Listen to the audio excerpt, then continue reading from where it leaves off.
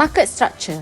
Okay, tolong ambil perhatian. This topic sangat important, terutamanya kalau kita nak buat Fibonacci punya analysis dan juga Elliott wave. So, this topic sangat penting dan kena faham. Okay? So, semua jenis trading instrument dia mempunyai chart dia yang tersendiri. Trading instrument tu tak kisahlah saham ke, gold ke, forex ke, anything, doesn't matter. Okay?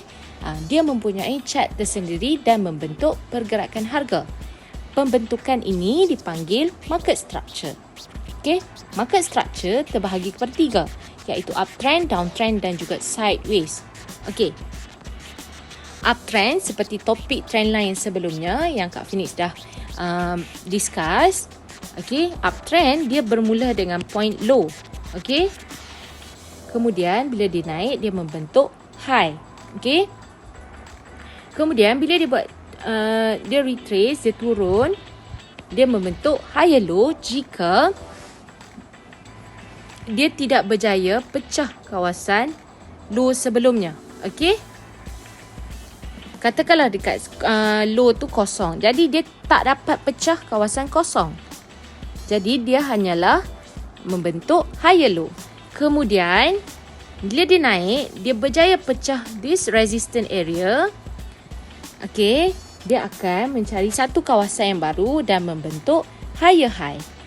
Okay, kemudian dia akan turun, dia retrace, dia akan membuat higher low.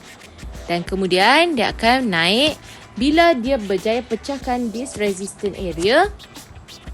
Dia akan mencari satu kawasan baru atau satu new area untuk membentuk new high. Okay. Poin yang kedua, higher high yang baru terbentuk mestilah melebihi 138% daripada lower high ataupun higher low, higher high sebelumnya. Okay. Apa maksud dia tu? Okay. Dekat sini, okay Kak Phoenix, kat sini jangan letak kosong Okay. Tolong ambil perhatian. Okay. Kita akan menggunakan Fibonacci Fibonacci retracement.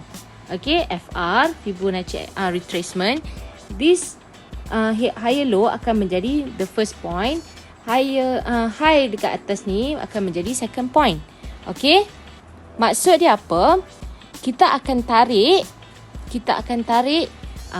Fibonacci retracement dari point sini ke point sini dan kita akan tengok. Okay, kalau R sini 100% lah. Okay, dekat sini dia akan menjadi 0%.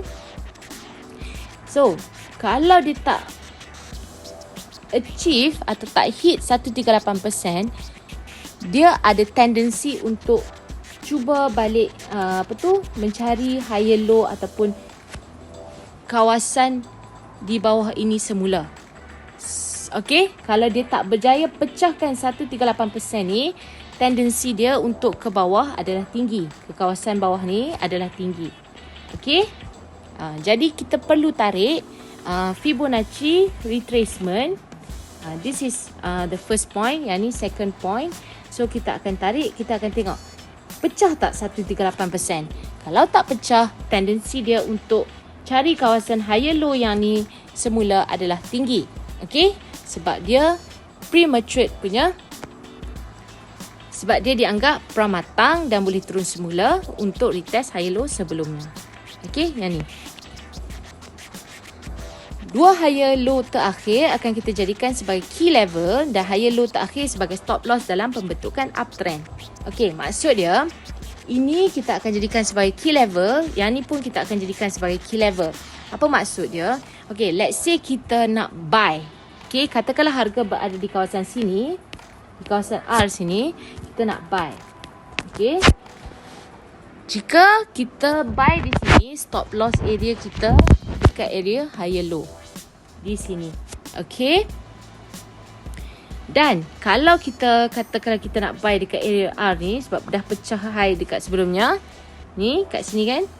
Okay, kita kata kita nak buy dekat situ, sinilah area stop loss kita. Okay, higher low punya area akan menjadi stop loss area kita. Okey. Dan poin terakhir, sideways yang mendatar akan terjadi jika new high berada di antara 0% sehingga 138% higher low high high. Okey. Maksud dia apa dekat sini? Okey, katakanlah dekat sini, okey, sini kita akan jadikan 0%, sini 100%. Okey. Kalau new high sini dia berada di antara 0 sehingga 138% kan? Maksud dia dekat sini. Maksud dia tak boleh tak boleh letak situ lah. Katakanlah dia berada di sini. 138% di sini. Katakanlah new high dia berada di sini. Okey. Dia akan sideways saja pattern dia. Area dia. Dia tak boleh membentuk new high kat situ, dekat sini. Okey. Jadi pattern yang dekat sini akan membentuk kawasan sideways. Sideways tu macam mana? Sideways tu macam ni, bawah ni. Maksud dia akan bermain dalam kotak. Okey, bila dia sentuh support, dia akan cuba pecahkan resistance, tak dapat. Dia jatuh balik, dia pergi ke area support, dia cuba naik.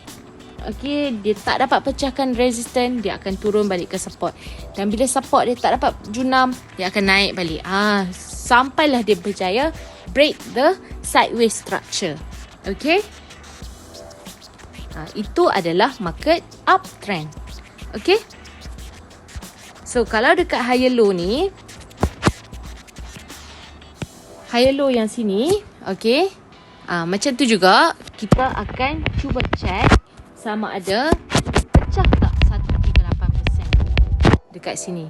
So, ini akan jadi first point. Ini akan second point. Kita akan tarik Fibonacci retracement. Okey? Dan kita akan tengok pecah tak 138. Kalau tak pecah 138, tendensi dia untuk retest area sini adalah tinggi. Maksudnya dia akan retest balik kawasan higher low. Okey? Kalau bocor, dia akan membentuk mungkin dia akan membentuk kawasan downtrend ataupun reversal pattern. Okey? Itu adalah untuk uptrend. What about downtrend? Okey. New high adalah poin yang pertama. Okey. Kemudian bila dia berjaya pecah, okey, contoh macam ni kan. Bila dia berjaya pecah kawasan higher high sini. Okey, bila dia berjaya pecah higher high di situ, kan? Dia pecah macam ni. Dia ke bawah, dia akan membentuk lower low. Okey, dia akan membentuk lower low. Dengan syarat dekat tepi tadi higher high tu dia dah pecahkan. So dia akan mencari new support area. Okey, ni kawasan support lah. So bila dia membentuk lower low, dia akan cuba naik balik. Dia akan cuba naik, dia akan membentuk lower high. Okey, dekat lower high. Okey. So sekarang ni macam yang uptrend, downtrend pun sama. Ini akan jadi first point, ini akan jadi second point untuk kita tarik Fibonacci retracement. Kita cuba, okey? Dekat sini kita akan letak 100%.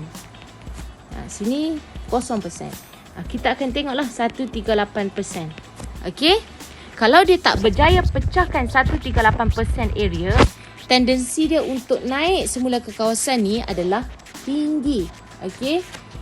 Kalau dia belum berjaya pecahkan 138%, tendensi untuk dia naik balik ke lower high adalah tinggi. Okey, sebaliknya kalau dia berjaya pecahkan 138% ni, dia akan mencari kawasan baru untuk membentuk lower low.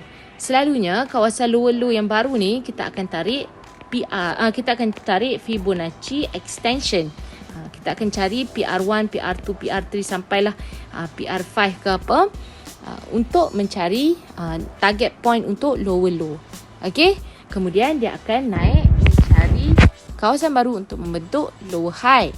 Okey, kalau kawasan lower low ni tadi berjaya dipecahkan, iaitu kawasan support di sini, dia berjaya pecah, dia akan mencari satu kawasan untuk membentuk new low. Okey, sini pun sama, kita akan tarik Fibonacci retracement, lower high, lower low. Kita akan tengoklah sini 100%, sini 0%. 138% di sini. Okey, kalau dia tak berjaya pecah 138%, dia tendensi untuk retest kawasan ni adalah tinggi. Kalau dia berjaya break kawasan sini, kita kena alert if there is reversal pattern kalau berlaku. Okay. So, kalau dia berjaya pecahkan, dia akan mencari satu kawasan untuk membuat new low ke bawah. Okay. Macam ni samalah. Okay. Point yang membentuk downtrend bermula dengan new high ataupun all time high, lepas tu lower low, lower high dan seterusnya ke new low. Okay.